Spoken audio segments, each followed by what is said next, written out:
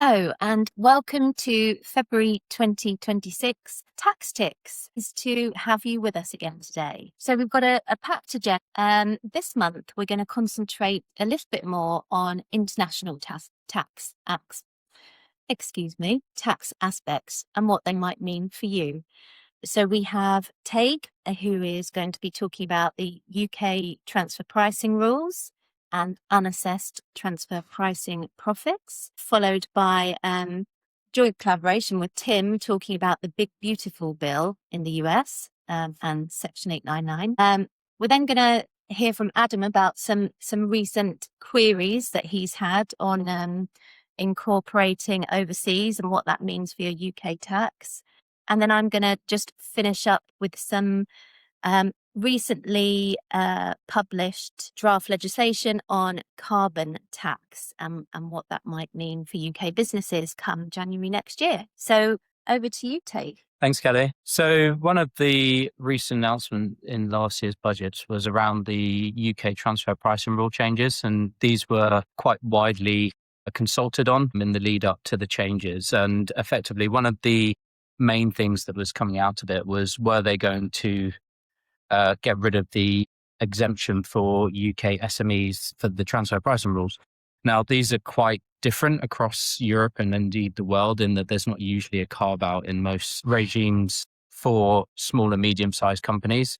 So the UK was rather unique in this aspect. And so there was a question around whether the updates to the transfer pricing rules were going to change that. As it transpired, and with a lot of consulting of various parties, the UK government has decided to not remove that exemption for SMEs. So that exemption is still in place. What they did do as part of the changes is actually reduce the administrative burden. And by doing that, they got rid of the transfer pricing requirements where there's a UK to UK transaction where there's no risk of loss of tax. So for many UK only businesses, this is effectively means they'll no longer be in the scope of transfer pricing. So a very welcome administrative reduction. But they did couple it with, I suppose, if you think of the abolition of UK to UK transfer pricing as the carrot, I suppose the stick is the introduction of the International Controlled Transaction Schedule, which will be coming in from accounting periods beginning 1st of January 2027.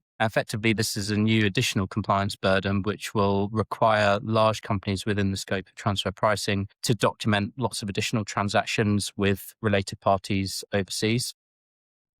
And so whilst it's not coming in for a little while, it is expected to be quite a additional compliance burden. There are materiality thresholds, so aggregate transactions of, I think, around 1 million and categories of transactions of around 100K should be exempt. So effectively, there's a de minimis in terms of what's required from this International Controlled Transaction Schedule, but it does mean additional compliance for the largest businesses operating internationally. Thank you. And you mentioned about the exemption for UK to UK companies where there's no loss of tax. What does that look like? So, I mean, in most vanilla situations, there won't ever be a loss of tax. You think of just your standard transaction. So you have, for example, a loan from one UK company to another UK company. You're going to have income in that lending company, and you're going to have a deduction or an expense in the other UK company. So in majority of transactions like that, there's not going to be any UK tax loss. You're going to have income on one side and expense on the other. So in the vast majority of cases, there's not going to be a UK transfer pricing issue unless there is something interesting going on. Going to talk about the Big Beautiful Bill now, I think. Just before we get on to that, so there is another one that is linked to the transfer pricing changes, and it's come in from accounting periods starting 1st of January 2026, so it's currently in force, and that's the unassessed transfer pricing profits rules. Effectively, these replace something you may have heard of before, which is the diverted profits tax rules. The diverted profits tax, just as a bit of background, was introduced in 2015. It's its own separate tax, and it was basically introduced to counteract multinationals trying to artificially divert profits away from the UK. And it was set at a punitive tax rate, 6% above the standard corporation tax rate. And it was effectively designed to allow HMRC to counteract these measures and put on a little bit of a punitive additional tax where they think profits are being artificially diverted away. So the new unassessed transfer pricing profits, I mean, I guess you can think of it as a Hollywood remake of the diverted profits tax. It's effectively reskinning it. There's a lot of the main themes are the same, including the 6% additional punitive tax rate. So at the moment, with corporation tax at 25%, it's a 31% tax rate. The difference is, and it's, by the way, just repealing the original diverted profits tax that will no longer exist. The difference with this new unassessed transfer pricing profits is it's only related to transfer pricing profits. So effectively, the rules apply where you have what should be profits brought into your corporation tax return by virtue of the transfer pricing rules. If they're not there or they're unassessed, and there's a dispute in this regard, then those will be subject to this new unassessed transfer pricing profits tax. I think in terms of what that means more widely, it's a simplification of the rules. I'd say it's probably a good remake if we're thinking of it. It means there's one less tax to think about. It's directly linked to transfer price and profits. And it does also mean, as I said earlier, with the UK to UK abolition of transfer pricing rules, a lot of UK only companies will not be in the scope of it at all. So it'll really only apply where you've got transfer pricing profits and you're within the scope of the transfer pricing rules. So not a small and medium company. So yeah, in terms of that, it's probably, again, a little bit of a positive change. Pretty high thresholds then. It is, yeah. But the other point is that the other company you're dealing with and the connected company you're dealing with has to be in a qualifying territory as well. So it means we have to effectively have a full double tax treaty. So if you're dealing with a country like BVI, for example, you won't have a full treaty with them straight away going to transfer price and the exemption won't apply. So it really jurisdictions that we have a full treaty with, that this exemption can apply. So, well, thanks for that roundup. And those changes are effective immediately. So they're for businesses to really be thinking about because they're going to need to be reporting on that basis from now, essentially. So, yeah. Now thinking about going over to the US, Trump has obviously been making headlines all weekend. That was on something separate, on the tariffs. But last year he announced the Big Beautiful bill. So is it as big and beautiful as it sounds, or is it something that we should all be quite wary of? Did you want to just talk us through what that means? So I'll go through a bit of history first, so then just give Yeah. we can jump up to today's Big Beautiful bill. So what this all stems from is the OECD's what they call base erosion profits systems. So back in 2013, the UK had the presidency of the G8, as it was at the time. Russia was still there at that point. So during our presidency, David Cameron went along to Northern Ireland, hosted the event there, and came up with this idea of making sure that worldwide we were tackling tax avoidance, essentially. And the idea was that the correct value would be taxed in the correct place. So if you're adding value in a certain place, you should be paying tax there, regardless of whatever clever structures or payments or intellectual property you may have set up in your structure. So that was referred to as Pillar 1, where they were trying to make sure the right profits were taxed in the right place. But then you had countries like Ireland, for example, where under Pillar 1, they weren't massively impacted because there's a lot of people and a lot of businesses with physical locations there. There's lots of people working there. So they were really avoiding any tax under this Pillar 1. There was more to tackle sort of the brass plate companies, your old fashioned, just there's a name on an office and desert island somewhere, pretending that's where all your profits are made. That's what it was really trying to tackle. Whereas under what they're calling Pillar 2, that's to do with having a minimum amount of tax paid throughout the world. So a lot of countries have signed up to having a minimum of 15%. Now it's interesting, and I'll let Ted come on to the Big Beautiful bill in a minute. It was this 15% rate was really pushed by the Biden administration. So he stood up in early 2021, shortly after taking office, and said, we want to have a minimum global rate, and they proposed a 21% rate, a higher rate than they have. The idea they were trying to tackle was a race to the bottom for corporation tax. So they were trying to stop countries just lowering rates, because whilst those countries may have been attracting some benefit, worldwide, less corporation tax is being paid than ever before, because the rates worldwide are just dropping dramatically. So they proposed this higher rate. Again, just so happens that the UK had presidency of the G7 at that point because Russia was gone. So for 2021, the UK had the presidency and they pushed through and agreed with the minimum rate and then got everyone in the G7 to agree to this rate, which then the OECD, the Organization of Economic Cooperating Developing Countries, they then took it forward and ran with it and come up with proposals that were then brought into legislation. So each country then were tasked with having their own legislation to tie in with the OECD guidance. But that's when the US turned up. So do you want to run us through what the US then decided? Yeah, and thanks for that, Tim. That's really good background and context to this. I think actually and the bit that I'll focus on within the Big Beautiful Bill, I mean, the Big Beautiful Bill at the time was obviously widely publicised and there were various things in there. But I think one of the quite interesting things that has influenced global tax policy since then is actually something that was never finally in it. And that's this so-called Section 899. Section 899 would put a retaliatory tax rate. So where a jurisdiction is providing an unfair tax on the US, so that would be things like Pillar 2, it'd be things like diverted profits taxes, it'd be things like digital service taxes, they would impose an additional 5% rate. And it's on the statutory US tax rate. So for example, if you had a withholding tax rate of 0% that's reduced under the treaty, what it would do is each year that an unfair tax is in effect, it would increase that by 5%. So you'd go from 0% in the first year, but theoretically up to 50% additional tax after a number of years because the US statutory rate is 30%. So effectively, it could be quite punitive over time because it's based on the US statutory rate. And so it could increase taxes massively. This tax was obviously didn't actually see the light of day. It was just widely publicized. And what it's meant is just the fact that we've had this retaliation rate in place is that at the time it was widely commented that it may have, put Pillar 2 dead in the water. Because if the US are not signing up and if the large kind of US multinationals, which, may have been some of the organizations that Pillar 2 was designed to capture, if they're going to be proposing these retaliatory tax rates, it makes it really hard to kind of push Pillar 2.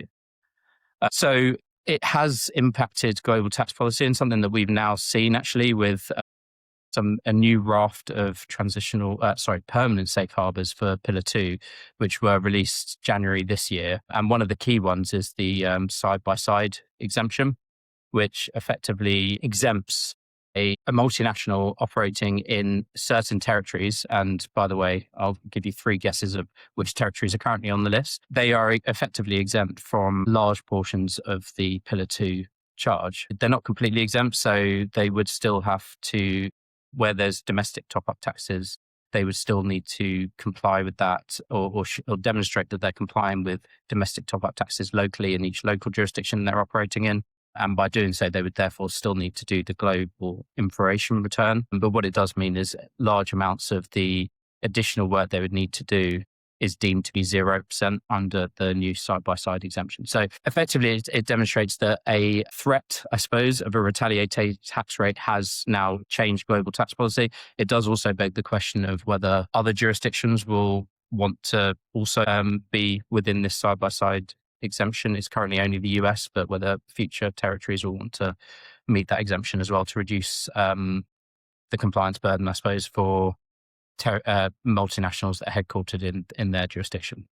I mean, it's some very complex legislation there, isn't there? And I think it's really interesting to see how tax law and tax policy can really drive behaviours and business operations globally. And and of course that's quite often exactly what it's designed to do. To see the knock-on effects of that are pretty interesting, which I think, Adam, comes on to some of the questions that you've had recently. It does. About diverting profits and what can be done, and whether some of these ad hoc phone calls to you are actually whether there is anything that can be done by, for example, incorporating in wherever you are.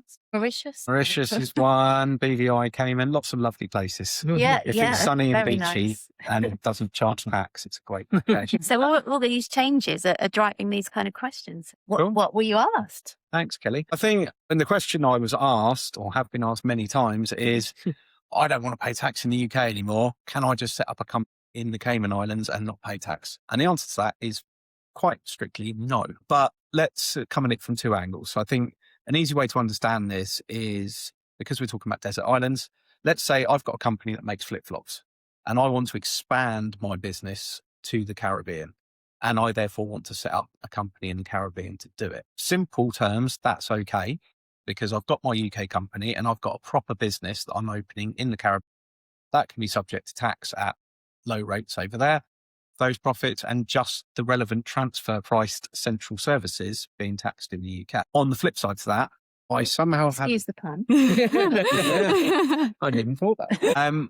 On the opposite side, or on the flip side of that, let's say I was a consultant in the flip-flop business. I don't know what this means, but let's just say a flip-flop company paid me money to tell them how to make flip-flops. So I do that. And I've got a load of clients in the Caribbean, because everyone in the Caribbean wears flip-flops because it's sunny. And I go, right, I don't want to pay tax on this anymore. So I'm going to set a company up in the Caribbean and just get all my invoices paid there. No, UK tax is simple. No, that doesn't work, because all you're doing there's a myriad of problems. If I say in the UK, then either that company is controlled from the UK and therefore subject to UK tax, or I've got a situation where a horrible bit of legislation, transfer of assets abroad, takes over, and it says the profits of that company are yours, so they're taxed on me as if I've just earned them as a self-employed person. Or there's a third scenario where... Where's my third scenario going? There was a third scenario in my mind. Help me out with this too. You've got things like profit fragmentation rules and that kind of thing. You just can't really set things up overseas and pretend the value's produced over there. Even if it was a subsidiary of an existing company, you can do that because you've got things like the controls. But I think the main one, as you said, is the transfer of assets abroad rules. I think that's probably the killer one, because that taxes it on you personally and personal and sole tradership. So thank you for that. You rescued me. So yeah, the bottom line really is if you've got to a position where you're genuinely expanding abroad, A, well done, and B, you can then potentially benefit from lower tax rates in those jurisdictions.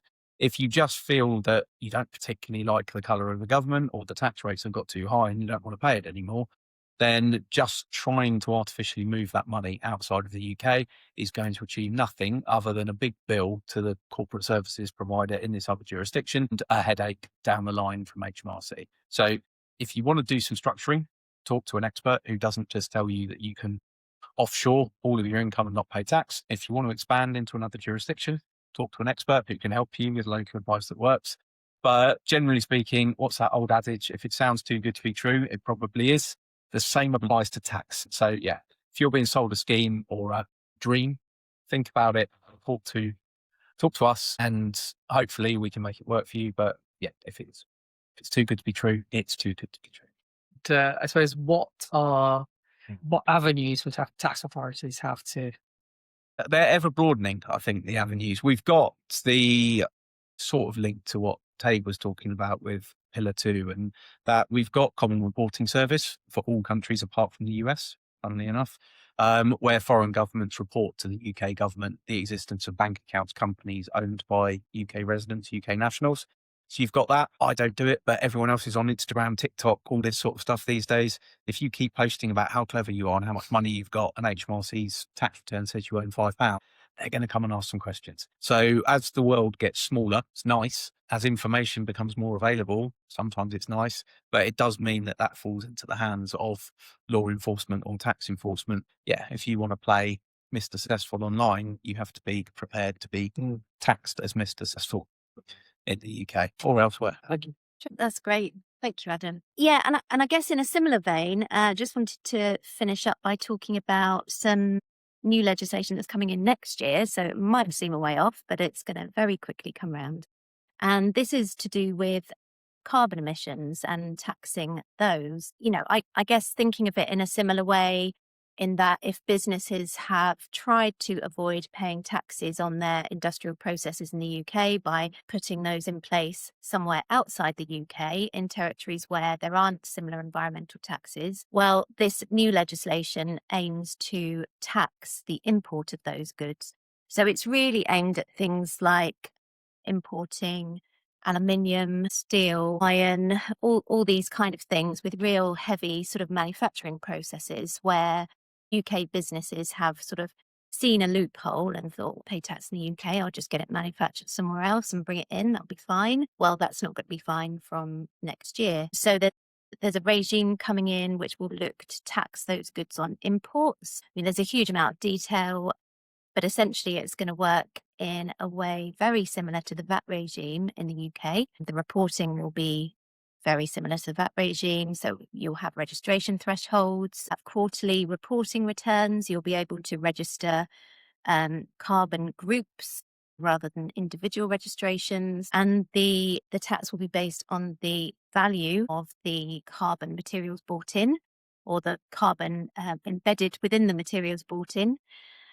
Interestingly, there is going to be a double taxation mechanism, so that if the territory that you're importing the goods from did sort of levy an environmental tax on those goods, then HMRC in the UK will recognise that and deduct that from the payment due in the UK. But we don't yet know how that sort of mutual recognition system is going to work and what evidence HMRC will accept. So all of this is still sort of details are becoming clear. But if this is a sector that you're operating in, then something that you need to be aware of. So I think, unless anyone has any questions on those carbon legislation coming in, just really rounding up how, working internationally and looking to operate internationally or move your businesses into sort of more tax efficient or lower tax jurisdictions can be pitfalls there, and tax authorities worldwide are really seeking continuously to do what they can to close the tax loopholes. So if you need any advice, then do get in touch. But hopefully that's been a useful international guide this week. Thanks.